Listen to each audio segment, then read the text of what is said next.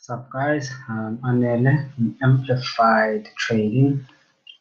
Welcome to today's video. It's just a quick one, so I'll just seamlessly breeze through it. Okay. Disclaimer: you guys can get the full disclaimer on the website www.amplifiedtrading.co.za. Okay. Now today's title is called 5 Ways Following Too Many So-Called Gurus Can Actually Kill Your Trading. Okay. Guys might see that, I don't know what they call these things, but what if I tell you that many of the so-called trading gurus are as clueless as you are? No shade, guys. I'm just kidding, right? And also, you guys have all these celebrity traders as your role models and stuff. Nothing wrong with that, but just having some fun. Okay. In any case, let's get to business. Okay, now I have found that obviously playing is the easiest way for losses or to explain losses, and just regular drops in equity. Alright, so you can blame a lot of things. You can blame the news, you can blame your broker, you can blame the mental, whatever the case may be, indicator, I don't know, the weather, Wi-Fi, a lot of excuses that people make up or drum up when it comes to trading, and won't be really dealing with that right now, obviously. We're just going to be dealing with having way too many goals that you actually follow and how those conflicting views can affect your trading. Okay, number one for me, right? This is all personal. Like with this whole webinar, trading is personal, and trying to work with a trading system that doesn't work for you. It's sort of like being a world-class goalkeeper, but watch a few messy highlights on YouTube and actually trying to play his position. I say his position because I don't know what position he plays. I don't really watch sports a lot, but I don't watch sports at all. But obviously, the sports psychology part is what I really follow. So this really just resonates with me as the most important one, because as much as you might try to fit in what your mentor told you, or whatever goal that you might see as the perfect role model for you, maybe his style of trading and your style of trading and your character really won't dovetail, and that will make it very hard for you to actually improve your trading skill and become consistent in your trading. Right? It's sort of like it's in anything. Right? If you are passionate about art, when you try to get into the business side, you might get hurt really bad. But if you focus on art and have someone else do the business side of things, that can work for you, right? So it's sort of like trying to find the balance between what will work for you in terms of your character and the way that you are. And of course, you need to develop yourself as well to be able to adapt and change a bit. But in essence, you can't really play a role that's not suited for you. Right? It's gonna make things way harder for you, and you won't reach actual peak in terms of the performance that you're looking for. Okay. Now, secondly, you will inherit. Okay, I should have put you will inherit the worst of all the flavors. So if for whatever reason you might be picking particular systems, right? And one system you pick one indicator that you're going to use a certain way, and then from this system, and then you try to mix all of that stuff up, and you saw this guru say that if I shouldn't be using a stop loss, and you look at what another one said and says need to have a take profit of 10 pips.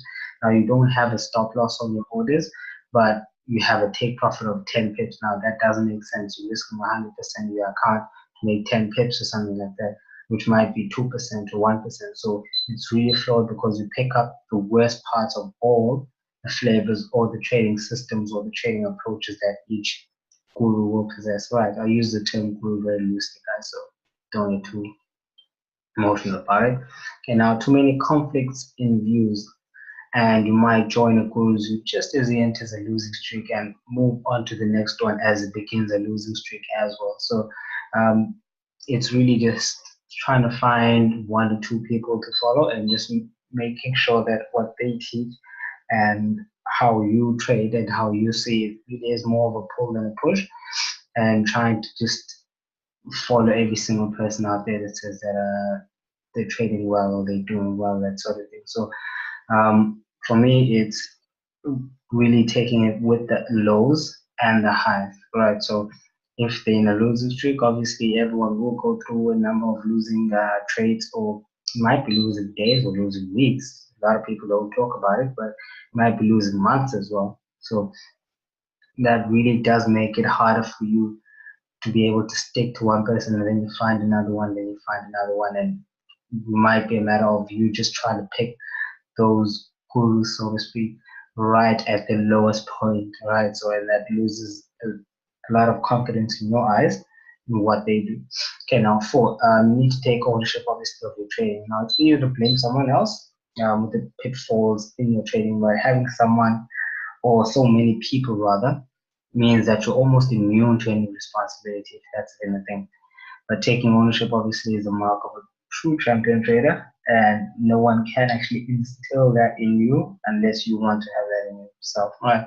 So taking ownership and saying, okay, obviously, I do have all of the, let's say, one or two people that I do follow, and whatever views that they carry with them or whatever lessons I learn from them are important, but at the end of the day, it's my trading, and I'm fully responsible for my trading. Obviously, trading will definitely turn around because that is something that is within your control. How they analyze or what they put out or what they teach you and don't teach you really doesn't matter, because you've taken ownership on your trading, and you take the onus upon yourself to ensure that each and every day that you wake up, or trading day, or even a non-trading day, you do the work that's necessary for you to be able to become successful in this business.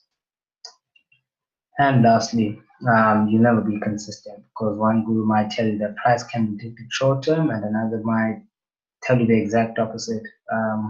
Two market wizards, for example, some of you might know Lina Rashki. She's a very, very successful trader. I'm not quite sure of the instruments she trades. I think it might be bonds, but don't hold me to it. But I think it might be bonds. She was on the Chicago, yeah, board. She was on the Chicago exchange rather, and she was a floor trader there and moved on to home trading, and she's just been doing that. I think she also manages a fund, and she says you can't predict long-term price action, right? That's her view, and you might have someone like, let's say, Warren Buffett, for instance. He's not a trader, he's more of an investor, but he says you can't predict price short term. Now, if you take both views, they really conflict with each other, but both people are successfully using those methods. So one's view might be that when in trading, if you trade more and be involved in the market, and another might be, okay, you just sit and then you wait what's your place to trade, and you trade less frequently as possible. So that's basically the main pointers that I have to share today. Okay, so these are the 5 ones, and I'd like you guys to like, share, and subscribe. Okay, go through to the website as well to follow the blog, www.amplifytrading.co.za, and I'll see you guys for the next one.